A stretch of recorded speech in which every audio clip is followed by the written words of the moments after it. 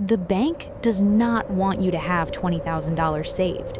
Not because they're evil, not because of some shadowy conspiracy, but because of something far simpler and far more dangerous to their business model.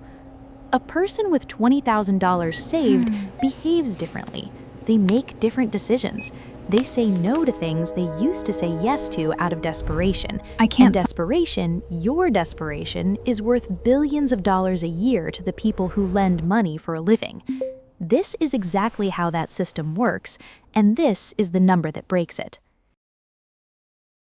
Most people think a bank is a place that keeps your money safe. That is not what a bank is. A bank is a business, and like every business, it needs customers who spend money with it. The most profitable customer a bank has ever had is not the millionaire. The millionaire doesn't need loans. The millionaire doesn't pay overdraft fees. The millionaire doesn't carry a balance on a credit card at 22% interest. The most profitable customer a bank has ever had is someone who earns just enough to keep trying, but never quite enough to stop needing help. Think about what that person looks like. They get paid on Friday. By Monday, the rent has cleared, the car insurance has auto-debited, and the account is thin again. Not empty, just thin enough that one unexpected bill creates a problem that requires a solution. And the bank has solutions ready. Overdraft coverage, personal loans, credit cards with limits just large enough to feel like relief. Every one of those solutions has a price. The overdraft fee averages around $35 per transaction, not per day, per transaction.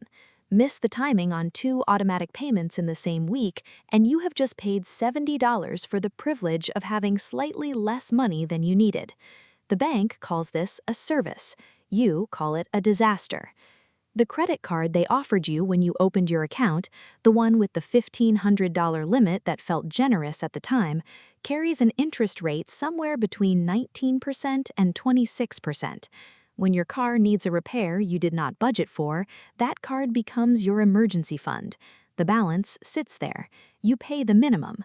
The minimum barely touches the interest. The balance barely moves. This is not an accident. This is architecture. The entire system, the overdraft fees, the minimum payments, the auto-renewal subscriptions you forgot about that trigger a cascade of declined transactions, is designed around one core assumption: that you have no cushion, that the space between your income and your expenses is thin enough that any disruption sends you straight back to the product menu. And for most people, that assumption is correct. Here is where $20,000 becomes dangerous. Not $5,000, not $10,000. Those numbers help. They reduce some anxiety. They cover a car repair or a medical bill without going into debt, but they do not fundamentally change the relationship between you and the system. $20,000 does something different.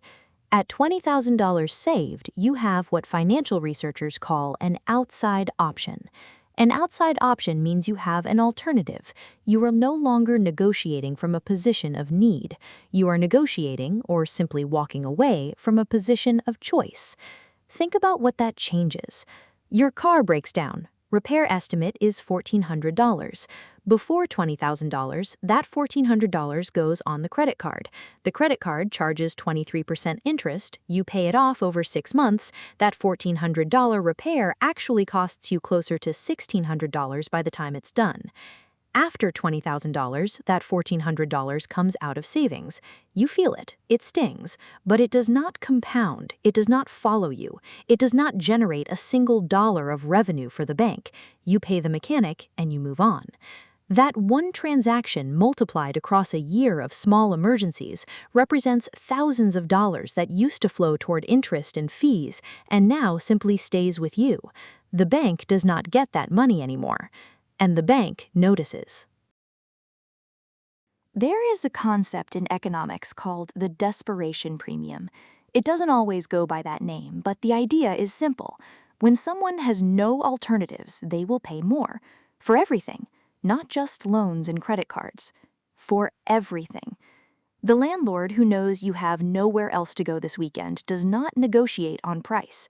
The car dealership that knows you need a vehicle to keep your job this week does not negotiate on financing. The payday lender at the corner of the block does not negotiate on the 400% annualized interest rate because they know that to the person standing in front of them, 400% is still better than losing the apartment. Desperation is not just an emotional state, it is a pricing mechanism. And savings, real savings, not the $200 you're technically supposed to have for emergencies, is the only tool that removes you from the desperation tier. $20,000 in savings means you can wait. You can wait for the right apartment instead of the first available one. You can wait for the right car instead of the first financing offer. You can walk away from a negotiation and come back next week. You can say no to a job that underpays you because you have 3 months of runway while you find something better. Waiting costs money when you have none. When you have $20,000, waiting is free. There is another cost that nobody puts in a spreadsheet. Researchers who study financial stress have found that people operating under chronic money anxiety lose a measurable amount of cognitive function, not permanently, not in a clinical sense, but actively, in the moment, when the financial pressure is present.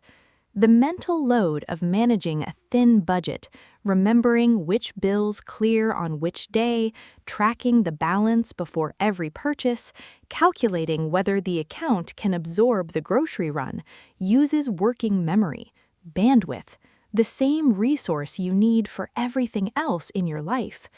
People under financial stress make worse decisions, not because they are less intelligent, because they are running 2 programs at once. One program is their actual life. The other program is the constant low-level calculation of survival. $20,000 turns off that second program, not forever, not completely, but enough that you begin to notice its absence. You sleep differently. You think more clearly at work. You stop doing the math in your head every time you spend money. That clarity is not a luxury. That clarity is compounding. Better decisions about your career, better decisions about your health, better decisions about where you live, what you sign, what you agree to, all of it downstream from the single fact that you are no longer operating in scarcity mode. The bank's entire model depends on you staying in scarcity mode. When you cross the $20,000 threshold, something changes in how the financial system categorizes you. Below it, you are a revenue source.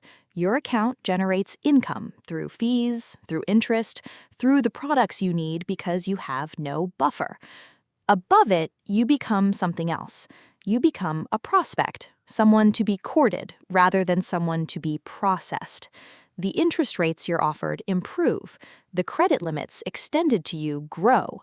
The financial products available to you shift from survival tools to wealth-building tools. This is not a coincidence. This is the system correctly identifying that you now have leverage. The credit card that used to charge you 23% interest, because statistically people with thin savings carry balances, now competes for your business with 0% introductory rates and cashback rewards, because you are now the kind of customer who might pay it off every month, the kind of customer who uses the product but doesn't generate the fee revenue, the kind of customer banks actually have to compete for. The mortgage broker who would have offered you the high-rate product when your savings were minimal now qualifies you for better terms because you have a down payment, because you have reserves, because you represent a lower risk, and lower risk means lower cost. $20,000 does not make you wealthy, but it moves you from one tier of the financial system into another, and the second tier is built differently. It is built to help you accumulate rather than to extract from you. So how does someone actually get there? The honest answer is that $20,000 is not a complicated number. It is a patient one. For someone earning an average salary, saving $500 a month gets you to $20,000 in under 4 years. $700 a month gets you there in less than 3. These are not extreme numbers.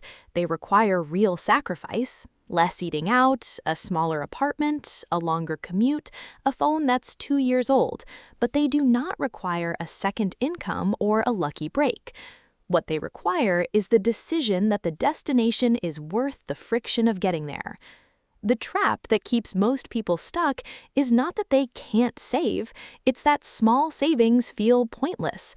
$200 saved doesn't feel like freedom. It doesn't feel like leverage. It doesn't feel like anything except a slightly smaller version of broke. So people stop. They tell themselves they'll start saving seriously when they earn more, when life settles down, when the timing is better. The timing does not get better, the life does not settle down, and the system that profits from your empty buffer is in no hurry for you to fill it. $20,000 is the number that changes the relationship. Not because of what it buys, because of what it stops costing you. Every overdraft fee you never pay again. Every emergency that doesn't become a debt.